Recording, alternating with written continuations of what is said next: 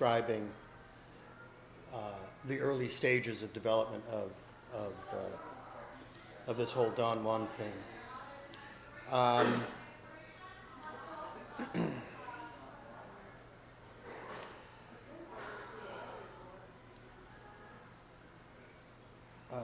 Nawal is essentially this whole Mesoamerican folk religion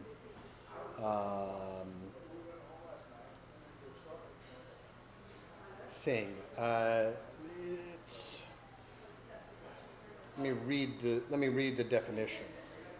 Is a human being who has the power to transform either spiritually or physically into an animal form, most commonly jaguar, puma, coyotes. So this Nawal concept is something that he drew upon and even retooled it, saying that you can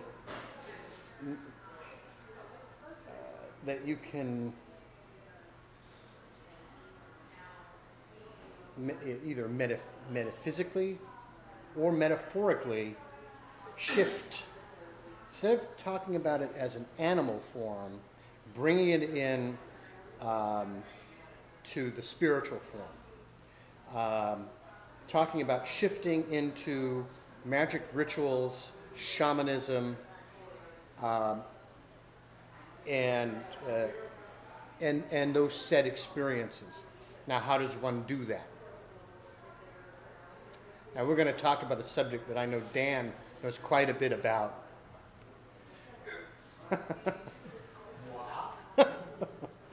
But experiences with psychoactive drugs, peyote, Jimson weed, all kinds of... Entheogens. Yes, that's it. So, I mean, it's just such a... I don't know. It's such an interesting way of going about it. And remember, he's not shifting into being a coyote or a puma. He's shifting into his absolute purest form.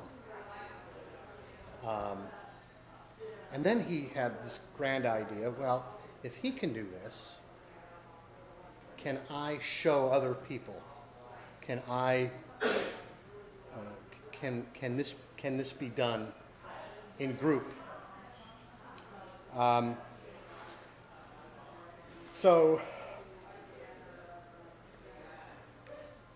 and now this is almost mystical to an extent. And he was quoted in Time magazine, approximately 1973, which described him as an enigma wrapped in a mystery. This is where we get that quote, by the way. So his response is to ask me to verify my life by giving you my statistics is like using science to validate sorcery. It robs the world of its magic and makes milestones out of all of us. And that quintessentially tells you why we don't have statistics on the poor man. We really don't know when he was born. We don't know where he was born. We don't know who he was born to.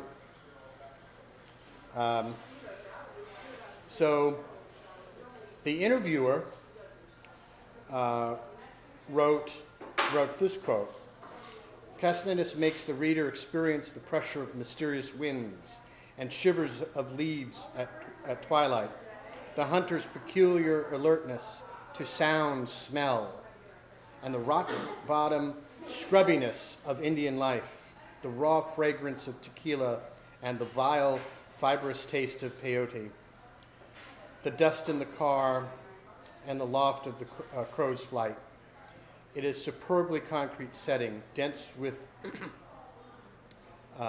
amnesiac meaning, and it is just as well in the view of the utter weirdness of the events that are about to happen.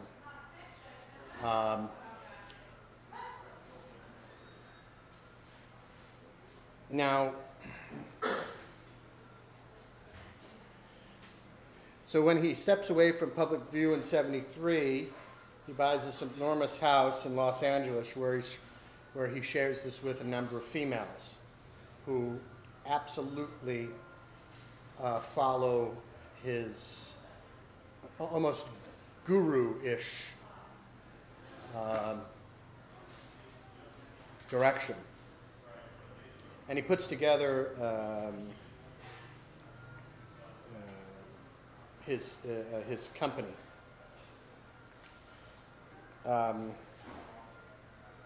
So anyways, so these women, and I'll give you a couple of names, some of them you may or may not know, they broke off relationships with their family, their friends, their husbands, their children, and to join this Castaneda group. And they refused to be photographed, as well as he refused to be photographed, and they took to new names. Regina Thal, which became Florinda Donner Guru, she was actually the only woman that he claimed to be his wife. She was a devout follower. And and we have a little bit of history on her. She was born in '44, and she too was an anthropologist, studied at UCLA, and had been friends with him when he was a student. She didn't complete her degree, she didn't get her PhD, but she did speak, and she did have her dissertation ready. And her studies lapsed in 1977 or '78. Anyways, she was one of many of the girls that ended up producing a number of, well, two pieces of work. A visit to a Shibano, which is essentially the visit to a remote and magical world in South American rainforest, which is basically a first-person trip log. And I'm using the word trip log as in to trip. And she too goes through these same grasps to find one's original self, to find center, to find peace. She was in the book, The Art of Dreaming. Yes. Right. Right. And what was amazing about her is, even though she didn't finish her PhD, she became very active in the American Anthropological Association, and produced a number of really interesting books and articles on Mexico and Central America.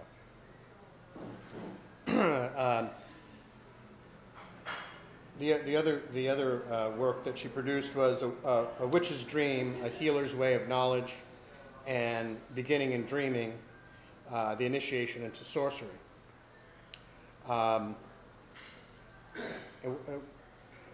Which almost like an ethnographic piece. So anyways, to his girls, Marianne Semenko, who became Taisha Abdir, Kathleen Pullman, who became Carol Tiggs, and Patricia Parton, who was renamed Blue Scout. These girls were his core. There were about 27 in total, but these were his core girls, and they were all UCLA grads, and they were all knew him from previous time, and he really trusted them. And that holding experience is that holding experience of being with people, feeling safe and secure, so one could accomplish these said goals. Now, she wrote The Sorcerer's Crossing, A Woman's Journey, and she had a master's degree and a PhD in anthropology as well. So you understand that they were absolutely convinced in Castaneda's direction. They were going all full boat. So he dies in 98, and which is April of 98, and there's no day, but we know within a few days of his death, all of those girls disappear from the face of the earth. Now they find Patricia's carcass out in Arizona, in the deserts of Arizona, and they only know that because her car was not far behind. But all of them except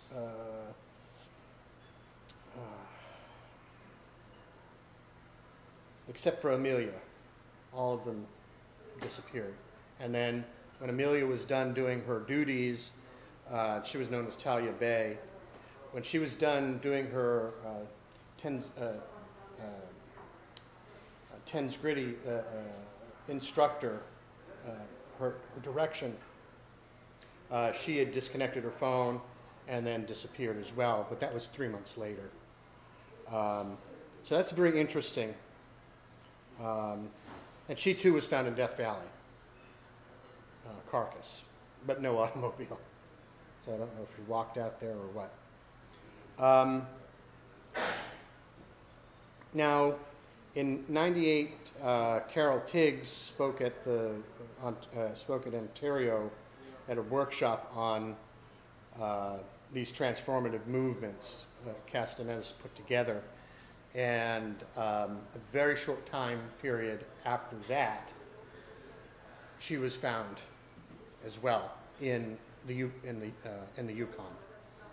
froze to death. So, what's the meaning behind all of that? And I don't personally know. If anybody has an idea, please inform me. Dan? Well, there was death as a warrior theme. Mm-hmm.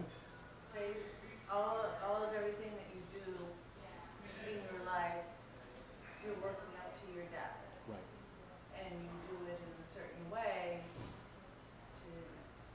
So that's part of what is a theme in his books. But then the more cultish stuff that happened later, I don't know. Well, the reception of all of this death that occurred, a couple of his critics stated that it really comes from Castaneda's journey, the power and the allegory. Now, I don't know how true that is because I've not read that. I've not read his pieces, but what Martha had brought up is pretty darn close to what others have said.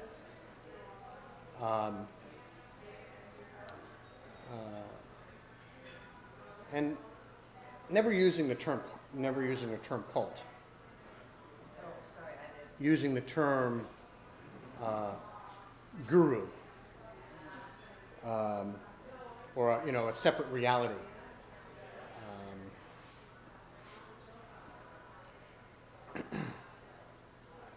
Well, in his book, The Art of Dreaming, it's like there's 5 stages of Right. dreams or 4 or something like that. Same as they do in hypnosis. Right. Self-hypnosis, you can do as one. I was just going to get into that. I've got this wonderful new gizmo, and I write my notes, and this gizmo, I can write my notes on this gizmo, so then it pulls all the stuff up, and it's And we don't lose the notebook. and I don't lose the notebook. It's amazing. Because if I lost this notebook, I'd lose my mind. So, so Clear Green Ink, which was his institution, and that was incorporated, I think, somewhere in 1995, maybe a little bit earlier. And it's basically carrying out the instruction, the publication of Tensgurity, which is a form of teaching the skill or the magical passes of body and breath through the methods of Don Juan Mateus. And I think that was his last book, which was Magical Passes. I'm not sure, but I think that might have been his last. But do you have the list? So, and it's basically a series of instructions in performing these said movements, both in dream state and physical state. And it's how he associates all of this is he believes that it was developed by the indigenous peoples of America, and it was really and it was tortured out of. Chronologically, the book goes on to the next page. There's a little footnote. Okay, and it was tortured out of them by the Spanish conquest. Now, he obviously had some major issues with the Catholic Church and the origins of occupation. So, Starts at the bottom of that one and goes into yeah. the next one. Yeah, Magical Passes was the third book. The Wheel of Time, and then Active Sides of Infinity. Those are all within the first last 2 years of his life.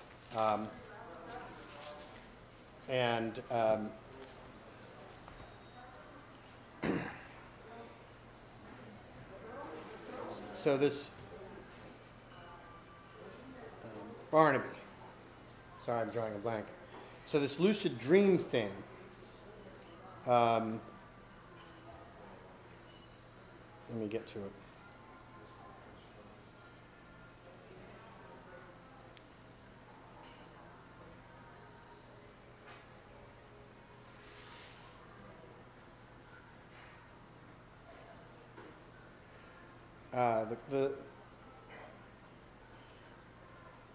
Well, actually, I'm going to talk about shamanism first. Everybody familiar with shamanism? Okay. I believe if it hadn't been for Carlos, we would not have the neo-shamanist movement today. I think it would have died out, and I don't think it would be as prevalent in, because he really brought a core. He brought that native core concept into everyday knowledge, just for the average Joe. It's made it culturally appropriate. You can, as opposed to, it's for those indigenous people only. I think a lot of that has been carried forth with the New Age movements in the West. So what is it? It's a system of practices synthesized and invented to promote the assertive ways of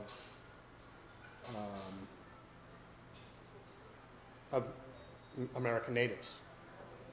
And apparently there are hundreds of thousands of different ways of going about this, through everything from wearing particular jewelry to actions.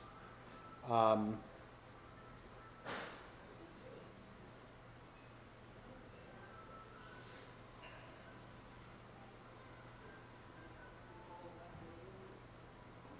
too fast.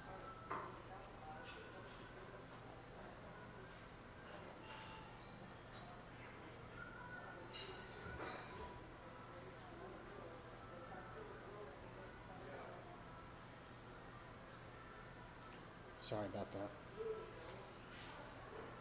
Having technical difficulties. That's the problem with these gizmos. Oh my God. I never have technical difficulties because you can turn the page and it's right there. See, the notebook is good.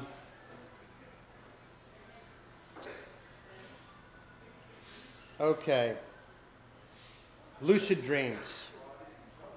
These dreamscapes, these dream concepts that he put together there's 7. Awareness of the dream state has to be number 1, right? Am I there? That orientation. Awareness of the capacity to make decisions. Awareness of memory function, of self, of the dream environment, of the meaning of dreams, and then clarity of your state, state of mind. So the question is can do nightmares fall within those parameters? Huh? You think so? What do you think of it? Power of dreams or? Yeah, after reading. Well, right now I know that the girls that were in the book, I thought they were fictitious, now they're real. No, they're real. A whole new concept of really writing this stuff down. Interesting. Because I was reading it, I thought, is he writing about himself or is this just a book of fiction that he just created a story of? Because I studied a little bit about self-hypnosis to go into your own dream state and try to figure things out back in the 70s before I became a magician. This is pretty much what I was studying at the same time, just a different language. Now I have to go back and say, oh, these girls are real. Yeah. They were able to intercept dreams with each other. Yeah. They were putting both of them in the same dream. So I know There's others who a have plant done it in too. Bearden called Folia zacatechea Yeah. from Mexico. And if you make a tea or roll your own joint of it and smoke it before you go to bed, lucid dream. And girlfriend and I we both would do that before we go to bed, and we would interact with each other. Wow. However, it did mess up the sleep pattern for many years. I wouldn't recommend it to anybody unless they were really, really serious. There's so much Since more I to the skipped the mind. credit, I'd be dipping in the blood. There's so much more to the human mind than we know. So these two things, one which Kurt just brought up, and OBE, outer body experience during the dream state, are things that he put back on the page. Something that was obscure and unrealistic were brought back to the forefront of conversation, and even made scientists look into how this is actually working. I mean, what as an experience, not only his writing style, and he was an incredible writer, and he was able to string things together that people could not possibly have thought to string together. But what he also brought outside of new shamanism and a new way of thinking, he also brought in concepts that scientists actually work on why he thought the way he thought, and the concepts of dream state and REM sleep and outer body experience and the interlocking of dreams. Are these things possible? Just to debunk it. and they're realizing, well, you know, there's some truth to some of this stuff. So that's an amazing thing. I mean, having universities spend money on this. And the other thing he brought to the forefront was sleep patterns. This is one of the reasons why we have sleep studies.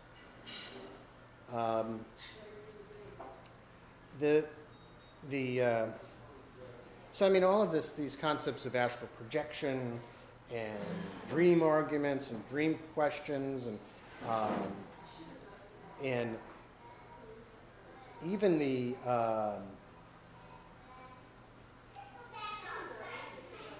even listing of dream diaries. You're in a dream state and you're writing. You know, how plausible are these things? So I'm going to, well, yeah, why not? You know, I'm going to leave you with that. Oh no, I want to also talk about two more things.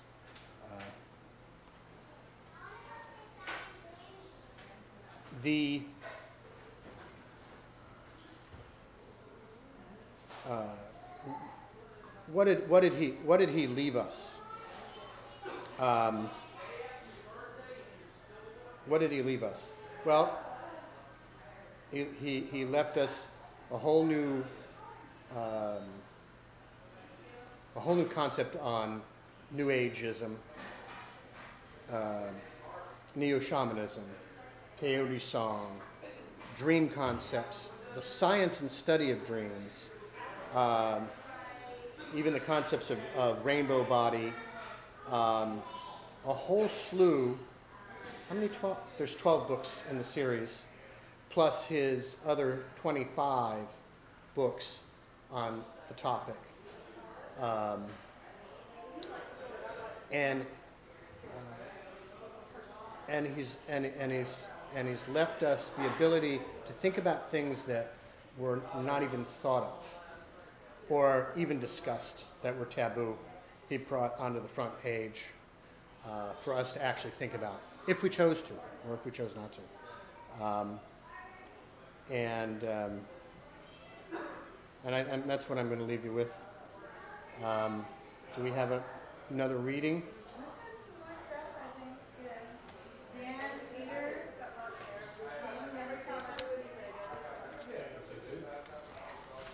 Okay. I'd like to have Dan Stevens come up. He's going to do a little ditty.